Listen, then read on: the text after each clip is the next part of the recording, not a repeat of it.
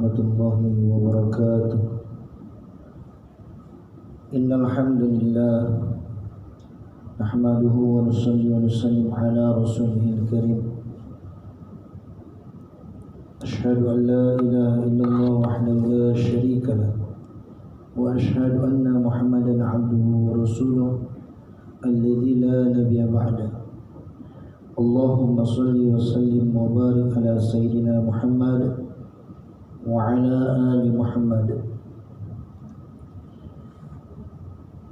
Qala Allah ta'ala fil Qur'anil Karim, a'udzu billahi minasy syaithanir rajim. Bismillahirrahmanirrahim. Walladzina jahadu fina lanahdiyannahum subulana wa innallaha lama'al muhsinin. Qala Nabi sallallahu alaihi wasallam fil kitabil hadis, man ahya sunnati faqad ahabani wa man ahabani kana ma'i fil jannah, atau kama qala Rasulullah sallallahu alaihi wasallam. Alhamdulillah, saudara-saudari yang seiman yang dimuliakan oleh Allah Subhanahu wa taala, mari kita lagi dan lagi bersyukur kepada Allah Subhanahu wa taala dikarenakan Allah Subhanahu wa taala telah memberikan kita sangat amat banyak nikmat, terus menerus diberikan Allah Subhanahu wa taala kita, yaitu nikmat, sehingga tidak dapat untuk dihitung atau disebutkan satu persatu.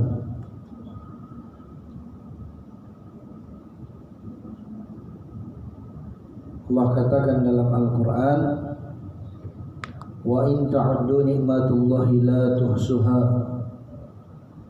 Jikalau kamu ingin menghitung-hitung nikmatku, niscaya kamu tidak akan pernah sanggup.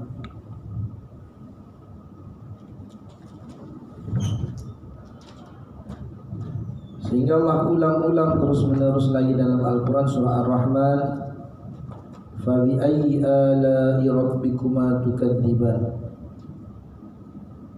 Nikmat manakah lagi yang engkau nak dustakan? Diulang-ulang lagi, fa bi ayyi ala'i rabbikuma tukadziban.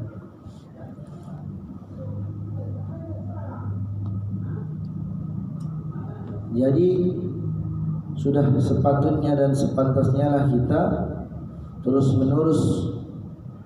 menerus memuja dan memuji Allah Subhanahu wa taala. Satu orang berbuat baik kepada kita, di saat itu kita pernah, yaitu sangat amat membutuhkan pertolongan. Contohnya lah kita kelaparan atau kehausan atau dalam keadaan itu bermasalah. Tiba-tiba ada satu orang menolong kita. Kalau dia tadi kelaparan, ada satu orang memberikan makanan. Kalau satu orang kehausan, maka ada orang yang nolong dia, memberikan yaitu air minum kepada dia. Apabila lagi kalau satu orang ada punya masalah, sangat amat membutuhkan pertolongan, tiba-tiba di waktu itu ada orang yang memberikan pertolongan di saat dibutuhkan, saat kita butuhkan.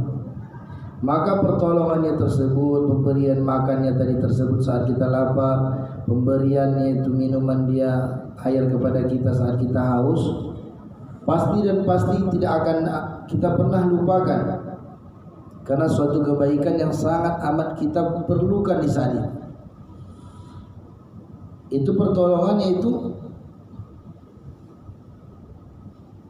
sekali, memberikan makanan, memberikan minuman, membantu kita dalam keadaan bermasalah, itu pun tidak dapat yaitu kita lupakan karena kebaikan dia.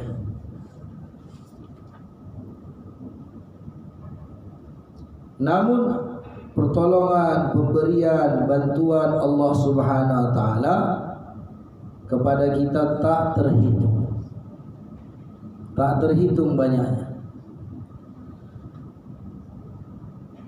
Satu orang tadi sekali saja dia menolong kita, memberikan suatu makanan atau minuman atau bantuan, itu pun tidak dapat kita lupakan. Kita ingat, bahkan sampai mati pun ada orang yang mengingat. Ada orang yang dia membalas itu jasa karena dibantu orang. Ada lagi tidak dapat terlupakan dia, bahkan dia cari orang yang membantu dia, memberikan pertolongan tadi untuk ingin membalas kebaikannya. Kalau tak ditemukan, dicari-cari. Ada orang seperti itulah. Itu bantuan dan pertolongan satu kali. Bagaimana? Yaitu pemberian dan pertolongan Allah Subhanahu wa taala kepada kita. Pemberian atas nikmat-nikmat Allah. Allah Subhanahu wa taala berikan kita yaitu sehat. Yang mana nikmat sehat ini sangat amat begitu besar. Ya kan? Tidak dapat itu dibayar dinilai dengan uang. Orang yang sakit dia rela menghabiskan seluruh hartanya, uangnya untuk mendapatkan kembali nikmat sehat. Dia berobat ke dalam negeri, luar kota, luar negeri, berobat kemana-mana untuk mendapatkan itu kembali nikmat sehat. Namun kita Allah Subhanahu wa taala berikan kita nikmat yaitu sehat, bukan satu hari, bahkan ada yang 10 tahun, 20 tahun. Hendak kita syukuri Allah Subhanahu wa taala berikan kita nikmat sehat tersebut.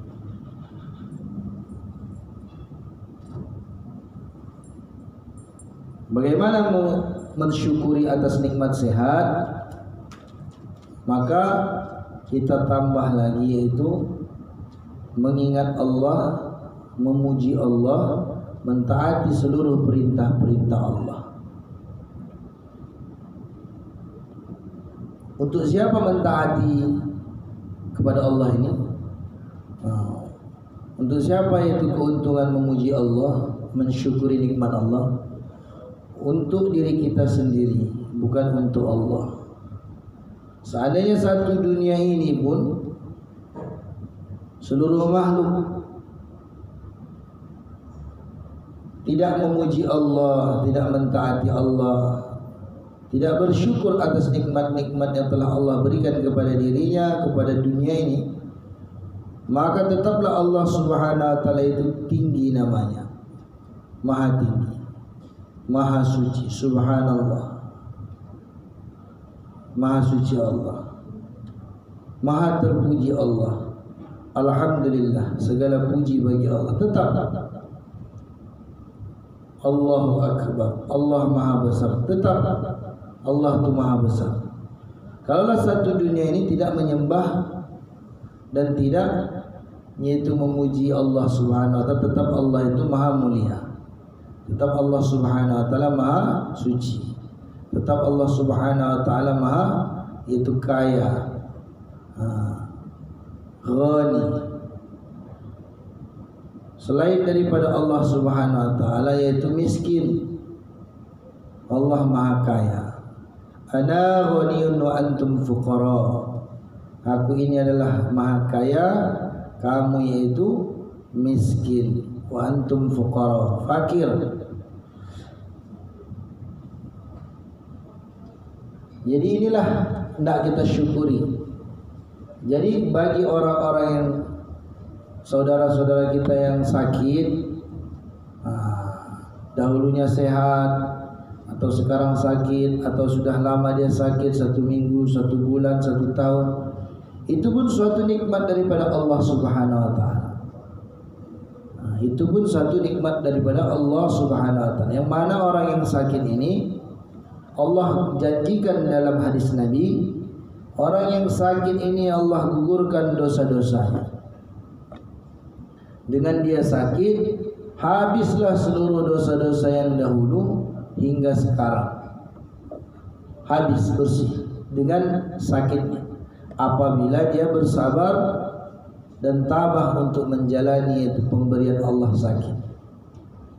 Jikalau dosanya sudah habis, ada juga orang soleh sakit, seperti Nabi, ya kan, Rasulullah sakit, Nabi Ayub alaihissalam sakit sampai bertahun-tahun, sakitnya begitu sangat dahsyat sampai orang pun jijik dan takut melihat atas penyakit diderita Nabi Ayub alaihissalam.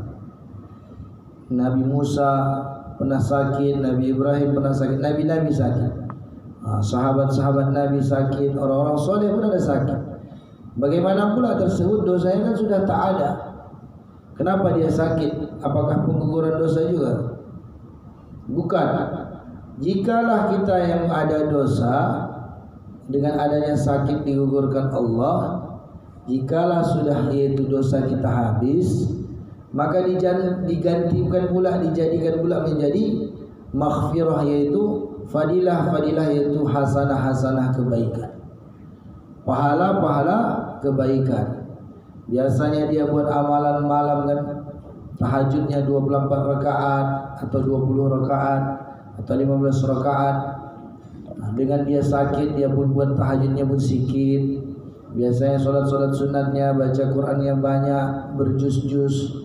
Bila dia sakit sehingga dia berkurang sikit yaitu amalan dia yang sunat, maka diberikan yaitu pahala yang sama seperti semasa dia waktu sehat. Inilah janji Nabi SAW. Dan beruntunglah orang yang sakit, dalam hadis Nabi, dia sesungguhnya dalam rahmat Allah, berada di sungai-sungai rahmat Allah. Sehingga dianjurkan Nabi SAW, hendaklah kalian yaitu menjenguk atau menziarahi orang yang sakit, karena orang yang sakit doanya mustajab, doanya makbul. Inilah hebatnya orang-orang yang beriman kepada Allah dan Rasulullah, orang-orang Islam. Sehat dia bisa yaitu bersyukur, dapat pahala menambahkan ketaatan kepada Allah. Sakit dia mendapatkan ampunan Allah dan mendapatkan pahala yang tinggi, derajat yang terpuji, doa yang makbul mustajab, seperti berada di dalam rahmat-rahmat Allah. Sehat beruntung, sakit pun beruntung. Karena ada juga orang-orang yang dahulu tidak diberikan Allah sakit ini, sakitkan bencinya Allah. Siapa itu orang yang tak pernah sakit? Dalam suatu riwayat, orang yang tak pernah sakit salah satunya itu Fir'aun. Fir'aun ini yaitu satu orang raja Fir'aun ini tidak pernah terkena sakit. Usahakan sakit, sesama saja bersin pun tak pernah. Sehingga dikatakannya dirinya kepada Nabi Musa alaihissalatu wassalam, ana rabbukumul a'la, akulah Tuhan. Sakit pun tak pernah kepada aku, usahakan sakit, sesama bersin pun tak pernah. Sehingga akulah Tuhan, kata Fir'aun, laknatullah alaih. Kau lihat ini wahai Musa, aku bisa menghidupkan dan mematikan. Aku bisa yaitu membolak-balik, aku bisa mengatur ini semua, aku kata. Kau lihat ini Nabi Musa, kau lihat ini Musa, di sebelah kiriku ini ada satu orang manusia, di sebelah kananku ada satu orang manusia. Maka dia ambil pedang, dia bunuh yang di sebelah kirinya, dia potong lehernya mati. Kau lihat Musa, aku bisa mematikan dia. Akulah Tuhan. Ini kata Fir'aun laknatullah alaih. Dan dia pun mau penggal leher sebelah kanannya, tiba-tiba dihentikan, dia tak jadi. Kau tengok Musa, tak jadi ku matikan, ku hidupkan dia pergi. Sehingga kematian kehidupan manusia ini tadi seolah-olah dia anggap itu pikirnya, dia ingat itu di tangannya. Inilah Fir'aun laknatullah alaih, mengaku dirinya Tuhan, usahakan yaitu sakit bersin sesama pun tak pernah. Jadi orang yang tak diberikan Allah sakit seumur hidup, dia tak pernah sakit sikit pun, Ini sebetulnya masalah.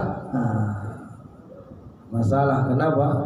Karena orang-orangnya itu normal, ada yaitu sehat, ada sakit, ada muda, ada tua, ada hidup, ada mati, ada lelaki, ada perempuan, ada namanya dunia, ada namanya akhirat, ada surga, ada neraka. Inilah dia yang dipasang-pasangkan Allah Subhanahu wa taala. Jadi kalau kita yaitu sehat, bersyukur, menambah ketaatan, kalau kita sakit bersabar, dan yaitu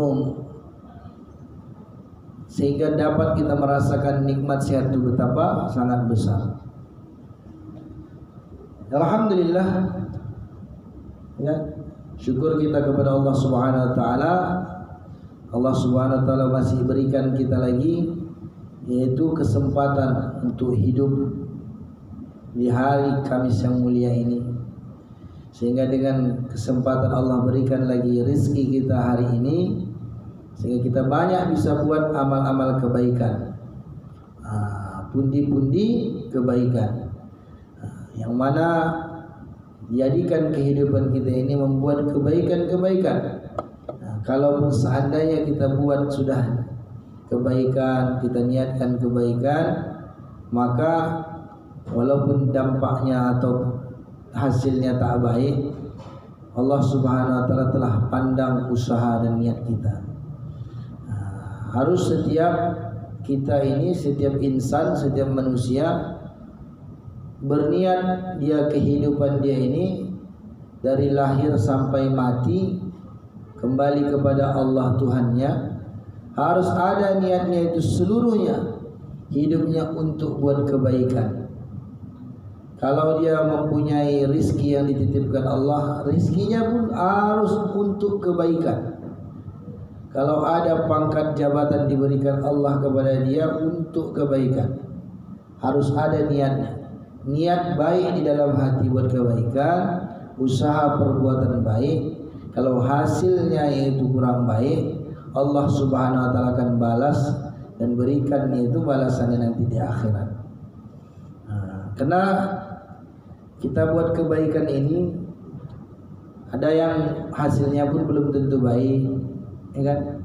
Dan ada yang orang belum tentu pandang kebaikan. Karena tidak bisa kita harus berikan kepahaman paksa orang untuk menilai kebaikan-kebaikan yang apa pendapat kita buat. Inilah kehidupan. Bila mana kita ikhlas, istiqamah, niat karena Allah tujuan kita, maka insyaallah akan terus menerus istiqamah sampai mati. Bila mana kita mencari yaitu pujian, sanjungan, nilaian selain daripada Allah yaitu makhluk, maka suatu masa nanti akan kita berhenti buat kebaikan. Kita buat baik, tidak dinilai orang baik, tidak dipandang orang baik, maka kita pun berhenti. Tapi kalau tujuan kita Allah, maka insya Allah terus menerus istiqamah, ya.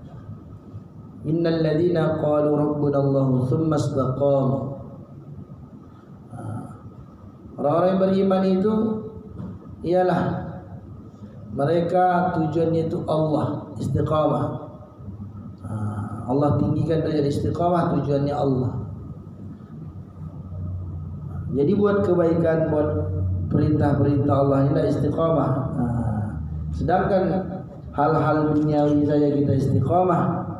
Seperti contohnya yaitu ada satu orang hobi dia main bola, dia istiqomah bolanya, olahraganya, kan? Dia satu hari makan 3 kali, kan? Istiqomah dia, makan pagi, makan siang, makan malam, istiqomah. Seandainya pun tidak makan dia 3 kali satu hari pun bukanlah pala berdosa. Kalau dia buat makan satu hari itu 2 kali atau satu hari itu 1 kali, bukanlah berdosa, ya kan? Itu pun kadang dibuat orang-orang istiqomah. Bekerja kita istiqomah, ya kan? Masuk kerjanya ada 1 minggu tuh 6 hari, ada 1 minggu 7 hari. Istiqomah hari-hari. Kadang suka tak suka pun dengan pekerjaan tersebut, lagi itu tak mood pun, lagi badan pun tak fit, pun tetap dikerjakan, tetap datang juga bekerja. Itu pun istiqomah juga. Seandainya pun tak datang pun dia pun cuti pun tak ada masalah, dosanya kan. Namun tetap istiqomah. Kenapa halnya? Karena kita paham tanggung jawab kita kerja, kemudian lagi ini perintah tugas saya butuh ini, saya perlu ini tanggung jawab saya. Apalagi itu perintah Allah yang namanya yaitu salah satunya sholat. Walaupun 1 hari itu dikerjakan 5 kali, ya, yang fardu. Ini kalau dikurangi daripada 5 kali dalam 1 hari, 4 kali dibuat, padahal merugikan diri kita sendiri. Bisa saja yaitu di dunia Allah berikan itu kemurkaannya, peringatannya, kemarahan dia kan. Apalagi di akhirat. Sedangkan janji Allah apabila kita jaga sholat 5 waktu, ini masih 5 waktu, lain lagi bab-bab sunat. Barang siapa menjaga sholat 5 waktu, Allah berikan itu 5 jaminan di dunia. Di dunia diberikan 5 jaminan. Pertama, diberikan rizki yang mudah dan diberkati. Nah, ini di dunia masih diberikan rizki yang mudah dan diberkati. Dan yang kedua, diberikan yaitu catatan dari tangan sebelah kanan. Catatan dari tangan sebelah kanan diberi catatan nama kebaikan-kebaikan amal-amal kita. Yang ketiga, melintasi sirat nanti secepat kilat. Melintasi sirat secepat kilat. Sebagaimana kilat Tuhan dari langit cepat. Padahal sirat ini dikatakan Nabi dalam hadisnya jauhnya 1500 perjalanan. 500 tahun mendaki, menaik, 500 tahun menurun, 500 tahun mendatar. Orang yang berjalan apabila dia tidak menjaga sholat 5 waktu yang fardu saja, maka dia akan merangkak-rangkak. Ada yang sudah merangkak-rangkak 1500 tahun tercampak. Bila mana tercampak dia daripada titian tersebut, ke dasarnya itu, sampai dia ke dasarnya itu ke bawah 70 tahun. Ini dikatakan Nabi SAW. Maka ada lagi di dalam hadis lagi, titian sirat itu seperti ujung mata pedang tajamnya, rambut dibelah 7. Orang yang meniti dari sirat, ada yang terbelah 2, ada yang yaitu belum lagi jalan sudah putus tubuhnya, saking tajamnya titian sirat. Di bawahnya itu apabila jatuh, itulah yaitu api neraka jahanam.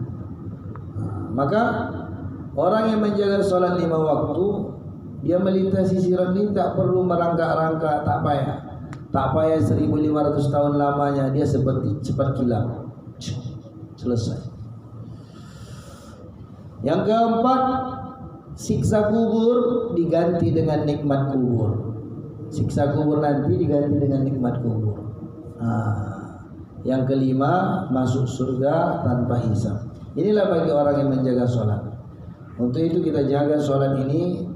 Sholat ini sangat begitu dahsyat. Orang yang menjaga sholat ini, Allah akan jaga dia. Dan sholat ini bisa mendatangkan pertolongan Allah di dunia, apalagi di akhirat. Para sahabat terdahulu dengan sholat aja bisa mendatangkannya itu pertolongan Allah langsung di dunia, apalagi dalam kubur syirat mijan mahsyar. Anaknya mati dengan sholat, anak yang mati ini hidup. Satu orang sahabiah baru masuk Islam, anaknya meninggal, maka dia mau pergi ke Madinah. Dalam satu riwayat kisah Yaqiyatus Sahabah, maka ketika itu dia baru masuk Islam diajarkan sholat, maka dia dengar Nabi katakan wasta'inu bis-sabri was-shalah, cari pertolongan Allah dengan sabar dan sholat. Dia pun sholat di padang pasir, pakai tayamum, dia pakai debu. Maka dia bermunajat kepada Allah selepas sholat, ya Allah, aku mau mengkabarkan keislamanku, keluargaku Islam ke Madinah. Sekarang anakku telah meninggal. Apa kata orang Madinah nanti jadi fitnah. Hidupkan anakku ini Allah, menjadi bukti keislamanku bahwa Islam ini agama yang sempurna dan agama yang sangat merahmatan lil alamin. Siap doa dia, anaknya pun hidup yang sudah mati tadi. Dia pun semakin yakin sholatnya mendatangkan pertolongan Allah. Satu orang sahabat lagi, ontanya, kendaraan dia. Kalau kita sekarang motor, kereta, kendaraan kan, dulu itu kuda dan onta, ataupun yaitu domba. Maka ketika itu kendaraannya menikmati, maka dia sholat 2 rakaat pada Allah. Hewan yang sudah mati tadi pun doa dia, ya Allah, kendaraan kita ada, perjalananku sangat jauh, maka dengan izin-Mu ya Allah berikan pertolongan, hidup onta yang sudah mati tadi. Begitu juga sahabat Sayyidina Ali, gilingan gandum berpusing. Begitu juga sahabat-sahabat ini Abu Ya'la Adrami, melintasi lautan dengan kendaraan, bisa berjalan di atas laut. Banyak kisah-kisah. Kita ini kenapa kurang yakin? Karena belum datang pertolongan Allah melalui sholat kita. Kenapa belum datang pertolongan Allah? Karena kita tidak yakin bahwa sholat ini adalah perintah Allah, pasti ada jaminan dan fadilah keutamaannya. Maka untuk itulah kita yakini. Bagaimana cara mendapatkan yakin dengan sholat kita? Kita butuh itu jaga sholat kita. Apa ciri-ciri orang menjaga sholat? Ketika time atau waktu sholat sudah masuk, azan, sejenak kita tinggalkan seluruh aktivitas kita, kesibukan kita, kita gunakan waktu tersebut untuk menghadap Allah Subhanahu wa Ta'ala yang Maha Raja. Maka untuk perkara itu, mau masuk waktu sholat zuhur fardu, kita bersihkan diri kita, kita yaitu sucikan diri kita, ambil wudu, dan kita standby siap-siap untuk menghadap Allah Subhanahu wa Ta'ala. Selepas sholat kita doa kepada Allah, zikir, ya kan? Dan doa kepada Allah, munajat, mintalah hajat-hajat kita. Seluruh manusia pasti ada hajat-hajat dan harapannya, ya kan? Adukan sama Allah. Doa ini adalah senjata bagi orang beriman. Kita doa, minta sama Allah, Allah yang Maha mendengar, pastilah Allah dengar dan lihat kita. InsyaAllah semoga majelis kita ini menjadi maghfirah, pengampunan dosa kita. Semoga bermanfaat dan jadi asbab hidayah ke seluruh alam. Ada baiknya datang daripada Allah Subhanahu wa Ta'ala, ada kekurangan, kelemahan saya sendiri, mohon ampun kepada Allah, mohon maaf kepada saudara-saudari yang mulia. Kita tutup dengan doa kifarat majlis. Subhanallahi wa bihamdihi, subhanakallahumma wa bihamdika, asyhadu an la ilaha illa anta, astaghfiruka wa atubu ilaik. Assalamualaikum warahmatullahi wabarakatuh.